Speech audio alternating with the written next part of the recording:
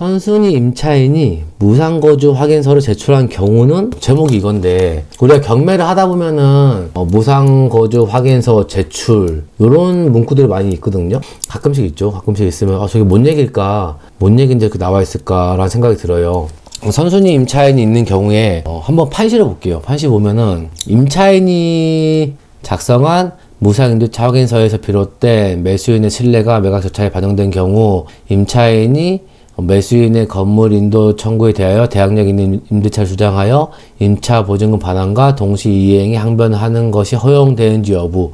그러니까 선순위 임차인이 있었는데 주인이 만약에 나 대출 받아야 되니까 잠깐 무상거주 확인서 좀 제출해 달라, 요렇게 하거나 요렇게 해가지고 은행에다가 무상거주 확인서 제출했어요. 실제로 임대차 계약이 있는데, 그런데 경매에 넘어간 거예요. 이게 경매에 넘어가서 그 근저당권자는 법원에다가 무상거주 확인서를 제출하고, 우리는 그걸 보고 임차인이 무상으로 거주하고 있는 분이구나 라고 생각해서 선순위더라도 선순위이긴 하지만 전입일자가 말소기준 권리보다 빠르긴 하지만은 이거 임대차 계약이 없네 이 생각으로 낙찰 받았어요. 낙찰 받았는데 갑자기 임차인이 나는 원래는 선순위 임차인이다, 보증금이 있다, 임대차 계약을 해가지고 살고 있는 사람이다, 그래서 여기 임차 보증금 반환 안 하면은 나 못 나간다, 넌 날 명도 못 시킨다, 이렇게 된 상황이에요. 그럴 때 이 무상거주 확인서를 제출한 게 어떻게 되는 거냐,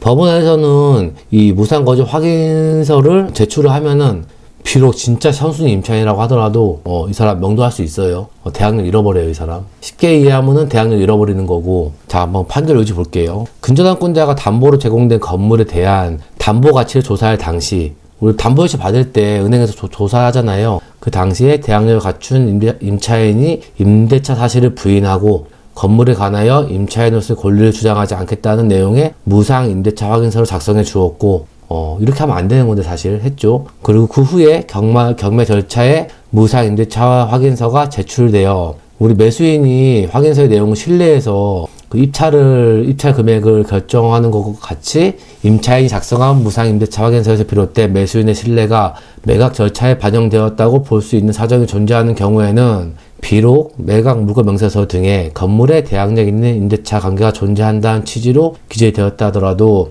임차인이 제3자인 매수인, 낙찰자의 건물 인도 청구에 대하여 대항력 있는 임대차를 주장하여 임차 보증금 반환과의 동시 이행 항변을 하는 것은 금반원 또는 신의성실의 원칙에 반하여 허용될 수 없다. 말이 어렵죠. 말이 어려운데 간단해요. 은행에서 무상거주 확인서 법원에 제출했으면은 선순위 임차인이라고, 실제로 선순위 임차인이라고 하더라도 우리는 명도할 수 있다는 얘기예요. 대항력 잃어버리는 거죠.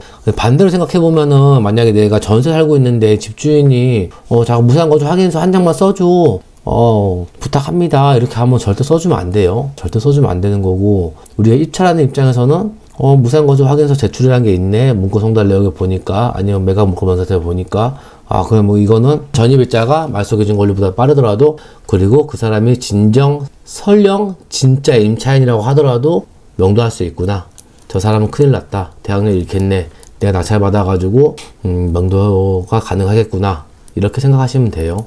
어렵나요? 혹시? 많이 어렵나요? 안 어렵죠. 단어가 어려운 거지. 동시이행. 동시이행의 항변은 전세 임차인이 만약에 예를 들어가지고 집주인이 보증금을 내줄 때까지 점유할 수 있는 그런 권리죠. 동시이행 항변. 보증금 받아야 집 나가는 거, 내가 이사 나가는 거, 전세 임차인이. 그리고 신의성실.